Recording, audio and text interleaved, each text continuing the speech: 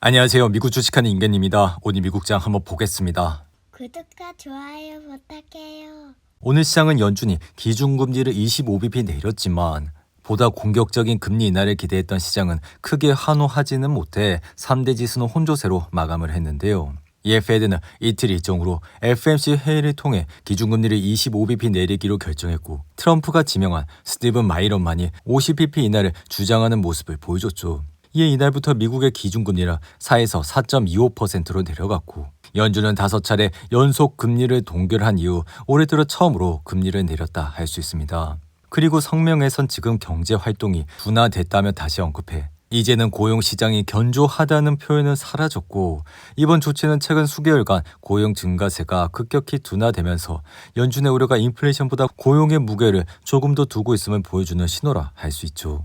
그리고 또 연준은 동시에 인플레이션은 상승했으며 여전히 다소 높은 수준에 머무르고 있어 이는 물가 안정과 완전 고용이라는 두 가지 목표가 충돌하고 있다는 것도 시사하는 모습을 보여줬습니다.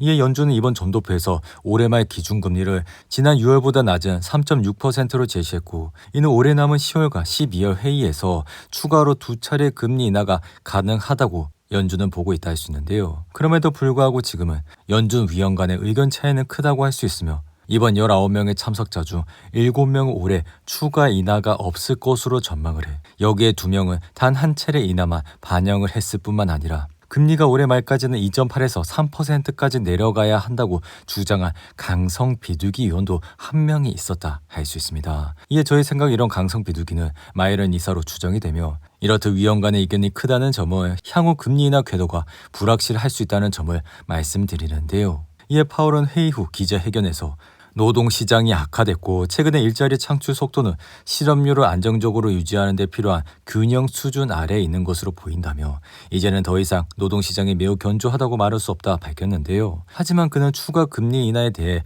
신중한 태도를 보였고 여전히 지금 상황은 회의별 상황에 있다며 10월과 12월 회의 전 나오는 물가와 고용 데이터를 보면서 금리 인하 결정을 내리겠다고 밝히는 모습을 보여줬습니다.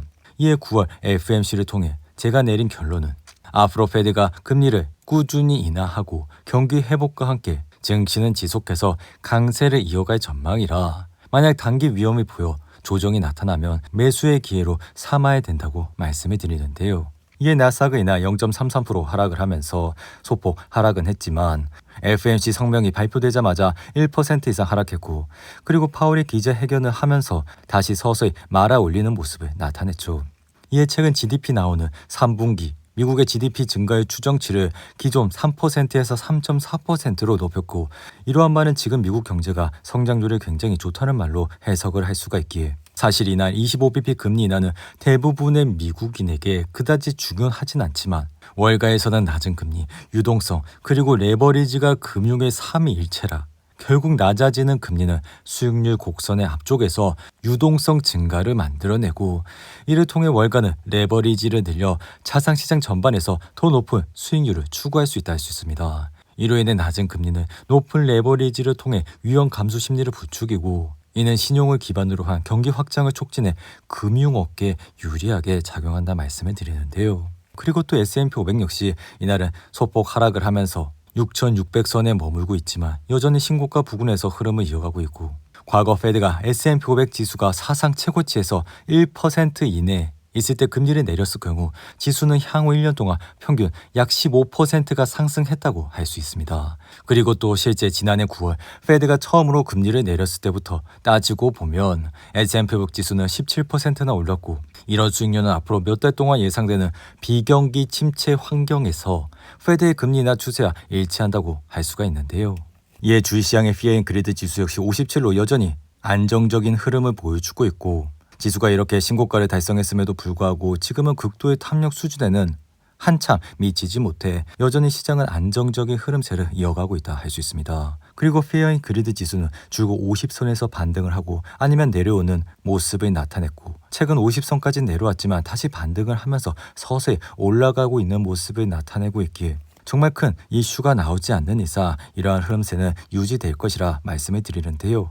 이에 테슬라는 이날도 상승을 하면서 425달러까지 올라왔고, 사실 지금 테슬라의 상승세는 정말 힘있게 올라가고 있는 모습을 보여줘. 만약 오늘 밤에도 이러한 흐름세가 이어지게 된다면 단번에 450달러까지도 올라갈 수 있는 기반을 만들 것이라 말씀을 드립니다. 이에 저희 생각은 결국에는 펀더멘탈에 올라가야 주가도 올라갈 수 있다고 보지만, 현재 테슬라는 머스크, 그러니까 기업 오너 호재로 모멘텀을 받고 있어 이러한 흐름세가 좀처럼 꺾이지 않는다 말씀을 드리는데요. 여기에 다가오는 10월 초 3분기 인도량이 주가에 큰 변곡점이 되겠지만, 일단 지금은 누구나 테슬라의 인도량이 좋게 나오지 않을 것이라 예상을 하고 있기에 인도량마저 시장에 호재가 작용이 된다면 테슬라의 주가는 점점 더 좋은 흐름세를 이어갈 가능성이 높다고 말씀을 드립니다. 그리고 또 엔비디아는 이날 2% 이상 내려 170달러까지 내려왔고, 사실 엔비디아는 최근 중국발 이슈로 인해 주가가 다소 흔들리는 모습을 나타내고 있는데요. 이에 젠스당은 최근 인터뷰에서 중국이 기업들의 엔비디아 직구매를 금지시켰다는 내용에 대해 실망스럽다며 여전히 엔비디아의 실적 전망에서 중국 시장의 매출을 포함시키지 않겠다고 밝히는 모습을 보여줬습니다. 이로 인해 엔비디아는 현재 50일 이동평균선까지 내려와 만약 오늘 밤 이 50일 이동평균선 지지선이 무너지게 된다면 주가는 166달러까지도 내려올 수 있어. 그러한 이유는 지금 중국이 바이트댄스와 알리바바와 같은 기업에 중국 전용 칩인 ITS 600D를 구매하지 말라고 지시를 했고, 이러한 현상은 중국 내 기업들에게도 영향을 끼칠 예정이라 항상 엔비디아는 중국에 대한 이슈가 나타나기만 하면 주가가 흔들렸기 때문에 지금 상황도 이전과 크게 벗어나지 않는 모습을 보여주고 있다 할 수 있습니다. 이에 따라 저희 생각은 엔비디아가 이렇게 내려와도 지금 그렇게 큰 걱정을 할 이유는 없어 보이고, 그러한 이유는 지금 AI 시장에 글로벌적인 자금이 굉장히 많이 들어오고 있어 이러한 시장에서 엔비디아는 독보적인 1위 자리를 꿰차고 있기 때문에 앞으로도 엔비디아는 매년 30에서 40% 가까운 성장을 보일 것이라 말씀해 드리는데요. 여기에 팔란티어 역시 이날 소폭 하락을 하면서 168달러까지 내려왔고, 그럼에도 불구하고 현재 22이동평균선 윗선에서 흐름을 이어가고 있는 모습을 나타내고 있죠. 이에 팔란티어는 아직까지 추세선이 무너지지 않았기 때문에 굳이 지금 상황에서 팔 이유는 전혀 없다 생각이 들며, 여전히 고단과 파운드리, 아폴로, 그리고 AIP와 같은 4개의 핵심 소프트웨어 플랫폼을 보유하고 있기에 앞으로도 정부와 기업 고객의 데이터를 통합 그리고 분석, 운영을 하면서 매출을 급격하게 올릴 것이라 말씀을 드립니다. 이에 매출과 그리고 주당 순이익이 올라가게 되면 결국 주가도 그에 따라 상승을 할 수 있기 때문에 앞으로 팔란티어를 꾸준히 공부해 나가자고 말씀을 드렸는데요.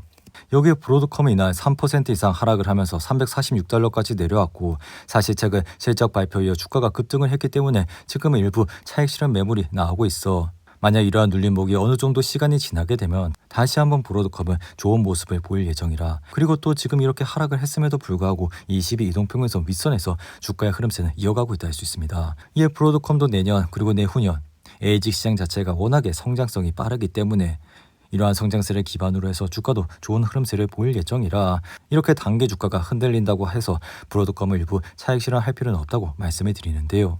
그리고 엠러비는 이날 다시 상승을 하면서 신고가를 달성했고, 아래 왼쪽에 보이시는 RSI는 82까지 올라와 지금 솔직히 주가는 과매수 상태에 있는 것으로 확인을 할 수 있습니다. 그럼에도 불구하고 엠러비는 상승을 하는 주요 배경은 주가의 실적, 그러니까 기업의 실적, 그러니까 펀더멘탈이 굉장히 잘 나오고 있기 때문이라 주가는 2분기 실적 발표 이후 정말 끝없이 상승세를 타고 있다 할 수 있는데요. 이에 저희 생각은 앞으로도 그리고 내년 그리고 내후년 엠러빈의 실적을 꾸준히 이러한 주식을 모아가게 된다면은 그리고 주식을 투자하면서 좋은 수익률을 얻을 수 있을 것이라 말씀을 드립니다.